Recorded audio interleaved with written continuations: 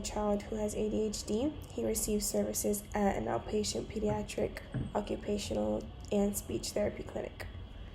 So as an occupational therapy practitioner, my role is to address the psychosocial factors that interfere with Jack's engagement and meaningful occupations. Jack has a lot of difficulty with attention, emotional regulation. He's very impulsive, which impacts his ability to participate in school-related tasks, play, and daily routines.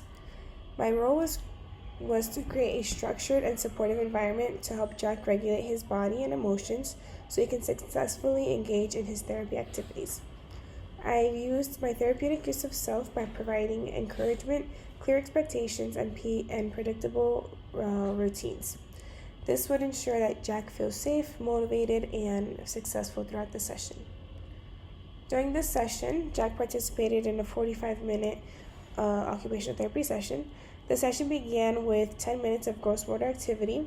I created an obstacle course, and this included heavy work activities such as pushing and pulling objects, animal walks, and climbing up the rock climbing wall. These activities provided proprioceptive and vestibular input to help Jack regulate his energy levels, improve motor coordination, and prepare his body for a more focused and seated tabletop task. So after the obstacle course, I had Jack transition to the therapy room and we engaged in a 6-word word search. We did that for about 15 minutes. And this activity targeted sustained attention, visual scanning, and pushing through to complete a task. He did require a lot of verbal redirection, but he did good completing the activity within the 15 minutes given. He does need those cues to support his focus and emotional regulation, as he will get frustrated as he feels he's been working on something for too long or that he feels he's not completing it in the set amount of time. So using a visual timer also helps him a lot. He then did a 24-piece puzzle, which he did for 15 minutes as well. I let him pick which puzzle he wanted, and this activity focused on increasing his attention span, problem-solving skills, and again, working on frustration tolerance and redirecting him to complete his tasks. Allowing Jack to choose the puzzle also supported motivation and a sense of control. He typically likes to pick what he wants and do what he wants, so this way it was a win-win situation. I chose this intervention because Jack's psychosocial challenges such as poor self-regulation and difficulty sustaining attention interfere with his occupational performance at home and in school. So beginning the session with a gross motor heavy work activity helped regulate his sensory system and prepare him for the more seated and focused tasks once we transitioned into the room, which included the word search and the puzzle.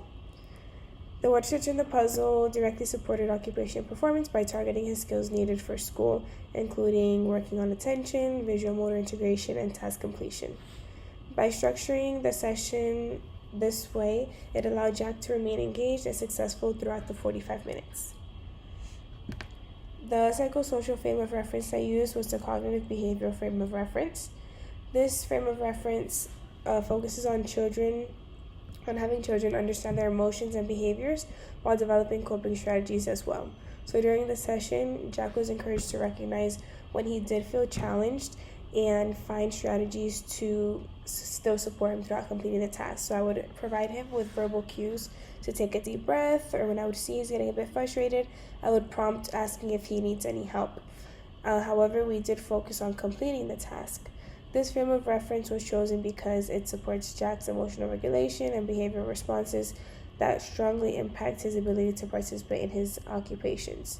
So by using this, it helped him stay calm, find useful strategies, and stay focused to complete his activities throughout the session.